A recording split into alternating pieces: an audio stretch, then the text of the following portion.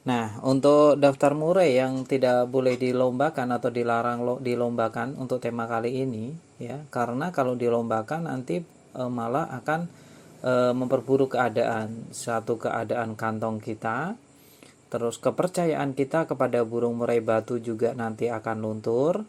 Terus ada yang namanya dari murai batunya itu sendiri. Kalau keadaannya yang belum on fire ya, masih pengondisian, tapi kita paksa untuk lomba, maka nanti hasilnya juga akan mengecewakan. Kalau kita sudah kecewa dengan burung murai batu yang kita rawat tapi dia tidak bisa menghasilkan secara maksimal, untuk sebagian teman-teman kita itu chemistry-nya malah akan semakin jauh. Padahal untuk merawat burung murai batu itu penting sekali kita ketika kita memiliki chemistry dalam artian ikatan batin dengan pemilik dengan si burungnya, maka dalam perawatan itu akan lebih mudah. Lain cerita ketika kita hambar dalam merawat burung murai batu yang hanya menerka-nerka dan meraba-raba, itu akan kesusahan sekali dalam mencari set harian, set lomba ya. Itu akan sangat memperburuk keadaan. Gimana caranya kita bisa menciptakan murai batu yang mampu menekan lawan ya? Bagaimana agar kerjanya itu tuntas?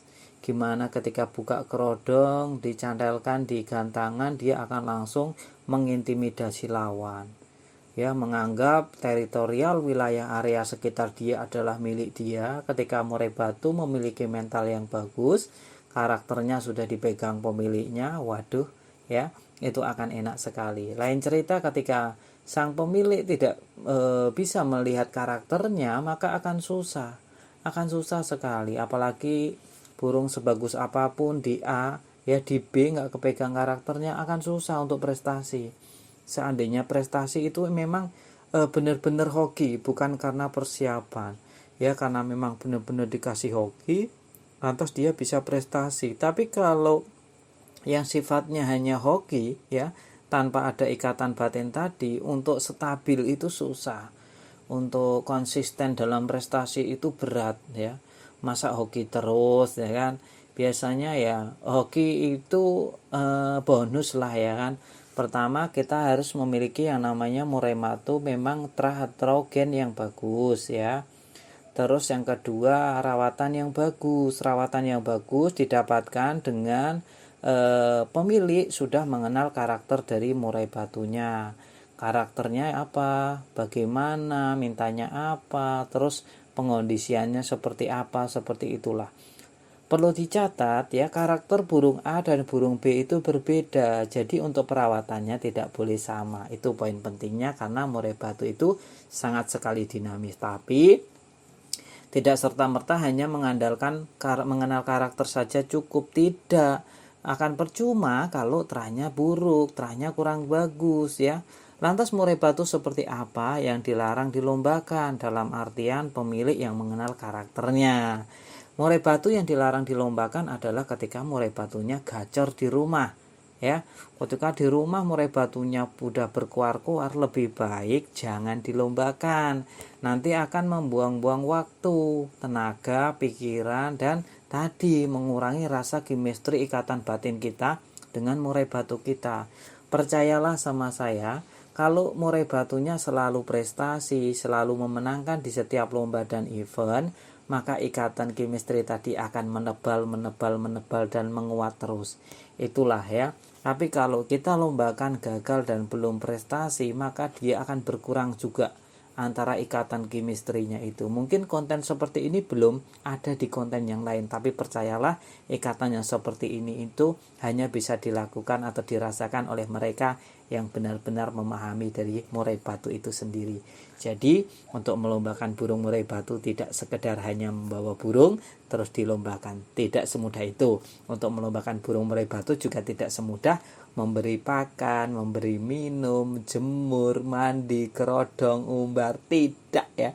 Tidak seperti itu. Akan tetapi ada ikatan-ikatan yang tidak terlihat yang hanya bisa dirasakan. Perlu dicatat, tidak terlihat tapi bisa dirasakan. Saya kira untuk teman-teman yang sudah paham betul dengan karakter burung murai batunya, pasti tersenyum ketika mendengarkan konten saya ini, senyum-senyum sendiri dan mengangguk-anggukkan kepala, karena hanya dia yang bisa merasakan bahwa prestasi itu menyenangkan. Nah itu ya, bahkan dia rela untuk tidak ke tempat lomba hanya sekedar paham karena burungnya itu belum siap. Burungnya belum siap, dia tidak akan pernah berangkat ke lomba karena dia tahu bahwa melombakan burung murai batu yang belum siap adalah menyiksa. Nah itu perlu dicatat ya, perlu digarisbawahi. Lantas murai batu seperti apa lagi yang tidak boleh dilombakan? Kotoran encer ya, kotoran encer, berak kapur, dan bau menyengat. Nah ini jangan sesekali ketika kotoran murai batu kita encer, berak kapur ya, yang putih ya, tidak ada ampasnya, terus baunya menyengat, jangan sesekali melombakan ya. Jangan melombakan. Itu tandanya murai batu kita sedang kondisi tidak baik-baik saja. Dalam pencernaannya itu dia butuh asupan yang halus-halus, bisa dikasih keroto, perut jangkrik ya. Coba diterapi dulu sampai benar-benar kotoran tadi sekel-sekel, dalam artian kering dan keras. Nah itu perlu dicatat ya teman-teman ya. Terus murai batu apa lagi yang dilarang untuk dilombakan? Nah ini perlu dicatat juga. Murai batu yang baru di track.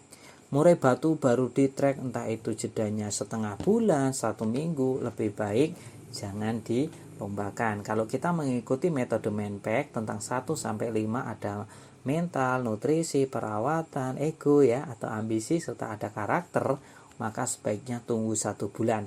Kalau seumpama tanggal 30 teman-teman baru mengetrek burung murai batunya, lebih baik 30 depan itu baru mulai bisa dicoba untuk dilombakan ya. Tapi jangan berharap murai batu yang sering dilombakan untuk prestasi. Perlu dicatat lagi, teman-teman perlu memahami karakternya ya.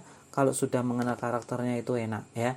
Enak. Untuk perawatannya pun tidak merasa terbebani dan terberat, serta tidak menerka-nerka lagi, karena dia sudah tahu apa yang harus dilakukan. Nah itu yang perlu digarisbawahi lagi. Terus murai batu bocor di bawah teman-teman.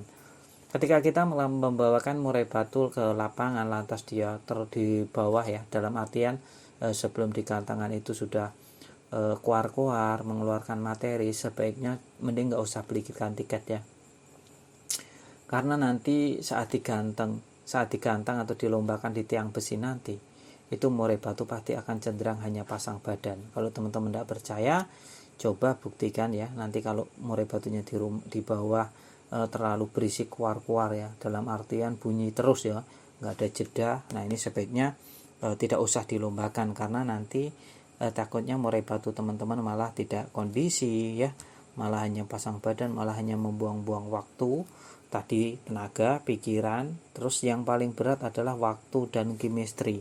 Itu kalau kita mempercayakan pada burung murai batu kita, ikatannya semakin kuat, itu susah ya. Jangan sampai naiknya susah malah kita kurangi. Kiranya cukup ya teman-teman. Nanti kita sambung lagi di lain hal, apa saja yang tidak boleh dilombakan.